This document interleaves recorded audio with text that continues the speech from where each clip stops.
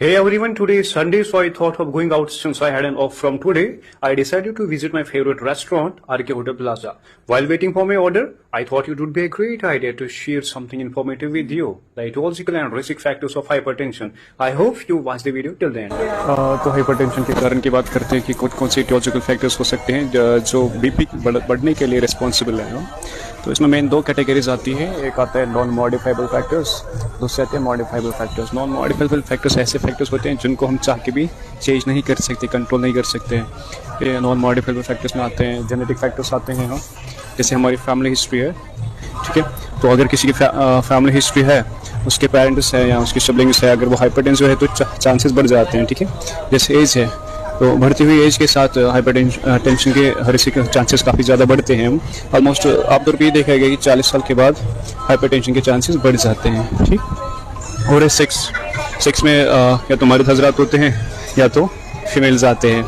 तो ज़्यादातर मेल्स में ये पाया गया है कि हाइपरटेंशन की जो रिस्क होती है वो ज़्यादातर मेल्स में पाया जाता है, मिडिल लाइफ में उनके। तो फीमेल्स में देखा गया है कि जब उनका मेनोपॉज का पीरियड आ जाता है, मतलब आफ्टर मेनोपॉज फीमेल्स में हाइपरटेंशन के सिम्टम्स पाए जाते हैं। क्योंकि मेनोपॉज के बाद एस्ट्रोजन की भी कमी होती है फीमेल्स में, तो जो वजह कारण बन जाती है हाइपरटेंशन की, ठीक है। और एक फैक्टर आता है रेस या एथनिसिटी। तो ज़्यादातर ये पाया गया है कि ये देखा गया है कि जो अफ्रीकन लोग हैं, जो साउथ एशियन लोग हैं, उनमें ज़्यादातर ये हाइपरटेंशन पाया गया है। तो वो भी एक रिस्पॉन्सिबल फैक्टर बनता है, एक etiological फैक्टर बनता है हाइपरटेंशन के लिए, ठीक है। और होती है फैमिली हिस्ट्री, जैसे मैंने आपको बोला कि अगर किसी की पॉजिटिव फैमिली हिस्ट्री हाइपरटेंशन की, तो इस व्यक्ति के लिए रिस्क को, हाइपरटेंशन रिस्क को बढ़ावा देते हैं, डबल कर देते हैं, ठीक है। ये थे नॉन मॉडिफाइबल फैक्टर्स, ठीक है। दूसरे आते हैं मॉडिफाइबल फैक्टर्स। अगर हम मॉडिफाइबल फैक्टर्स की बात करें तो मॉडिफाइबल फैक्टर्स ऐसे फैक्टर्स हैं जिनको हम चेंज कर सकते हैं या जिनको हम कंट्रोल कर सकते हैं अगर हम चाहें तो, ठीक है। तो मॉडिफाइबल फैक्टर्स में क्या आते हैं, अगर कोई व्यक्ति ज़्यादा नमक का यूज़ करता है, हाई साल्ट इंटेक का, सब्जी में ज़्यादा नमक यूज़ करता है, जैसे कोई चाय में यूज़ करता है, जैसे कोई नमकीन चाय पीते हैं, बाकी चीज़ें पीता है, ठीक है। या कोई प्रोसेस्ड फूड खाता है, या पिकल अचार हम घर पे खाते हैं या फास्ट फूड खाते हैं जिनमें नमक की मात्रा ज़्यादा होती है, तो हाइपरटेंशन के चांसेस बढ़ाते हैं, ठीक है। और एक ये कारण है कि कोई बंदा ओबीज है, ओबेसिटी है उसको, ठीक है, उसमें भी ये चांसेस हाइपरटेंशन के बढ़ जाते हैं, ठीक है। क्योंकि उसमें वो कार्डियक वर्कलोड बढ़ जाता है और पेरिफेरल रेजिस्टेंस बढ़ जाती है, और कुछ इंसुलिन रेजिस्टेंस के भी मसले आ जाते हैं, और हार्मोनल चेंजेस, अबनॉर्मल चीज़ आ जाती हैं, तो क्या करती है, ब्लड प्रेशर को बढ़ावा देती है। और एक फैक्टर है फिजिकल इनएक्टिविटी। अगर कोई व्यक्ति काम काज नहीं कर रहा है, एक्सरसाइज नहीं कर रहा है, वर्कआउट नहीं कर रहा है, जिम नहीं जा रहा है, लिफ्टिंग नहीं कर रहा है, रनिंग नहीं कर रहा है, जॉगिंग नहीं कर रहा है, तो ये सारी चीज़ें उसकी जो क्या करेगी, उसकी जो वैस्कुलर ट्यून है वो रिड्यूस कर देगी, कार्डियक एफिशिएंसी कम कर देगी, ठीक है। अगर कोई व्यक्ति काफ़ी क्रॉनिक स्ट्रेस लेता है, परेशानी लेता है, उसको जहनी तनाव है, ये भी कारण बन जाता है हाइपरटेंशन के, क्योंकि इसमें वो ये जो क्रॉनिक स्ट्रेस एक्टिवेट करता है सिंपैथेटिक नर्वस सिस्टम को, एड्रेनलिन और कॉर्टिसोल के लेवल को बढ़ाते हैं, जो इनडायरेक्टली क्या करते हैं, ब्लड प्रेशर को बढ़ावा देते हैं, ठीक है। ये भी कारण है।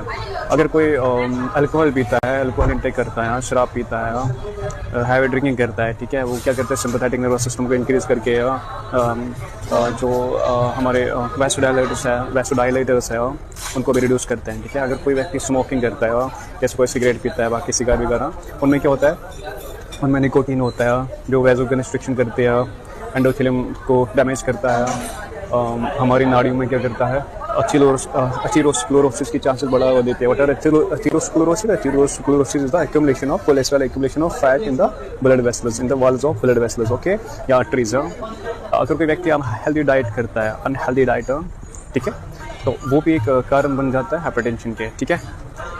या अगर कोई डाइट ऐसा है जिसमें सैचुरेटेड फैट ज़्यादा है, जो, और ये भी देखा गया है कि अगर पोटेशियम के लेवल उसमें कम है, कैल्शियम के लेवल कम है, मैग्नीशियम के लेवल कम है, तो वो भी एक कारण बन जाता है हाइपरटेंशन के। क्यों? क्योंकि पोटेशियम, कैल्शियम, मैग्नीशियम की जो बैलेंस है बॉडी में वो होनी ज़रूरी है, ठीक है। तो अगर ये बैलेंस में नहीं रहे, या अगर हमने ऐसी ग़िज़ा खाई जिनमें सैचुरेटेड फैट ज़्यादा हैं, तो क्या करेंगे, ये जो इम्बैलेंसेस क्रिएट हुए हैं ये प्रमोट करेंगे वैस्कुलर स्टिफनेस को, वॉल्यूम एक्सपेंशन को मतलब इंक्रीज कर देंगे, प्रमोट कर देंगे। हाँ, तो सिंपल में मैंने क्या बोला, अनहेल्दी डाइट जो है वो भी बढ़ावा देते हैं हाइपरटेंशन को। ठीक है, अगर किसी पेशेंट को डायबिटीज मेलिटस या शुगर पेशेंट है कोई, ठीक है, उसको भी चांसेस होते हैं हाइपरटेंशन का। ठीक है, क्यों? क्योंकि उसमें क्या देखा जाता है, उसमें एंडोथेलियल डैमेज होता है। जो नाइट्रिक ऑक्साइड है उसकी अवेलेबिलिटी क्या होती है, रिड्यूस होती है। ठीक, देखिए मैं अभी रेस्टोरेंट में हूँ, मैंने कोई फास्ट फूड नहीं खाया, मैंने बस राजमा चावल खाया। इतने बड़े रेस्टोरेंट में मैं राजमा चावल खाता हूँ। ठीक है, राजमा चावल क्यों भाई, क्यों खाएं हम फास्ट फूड? ठीक है, हम बात कर रहे थे हाइपरटेंशन के जो फैक्टर्स है, क्या कारण है उसके। ठीक है, हाँ, और एक कारण हो सकते हैं ड्रग्स।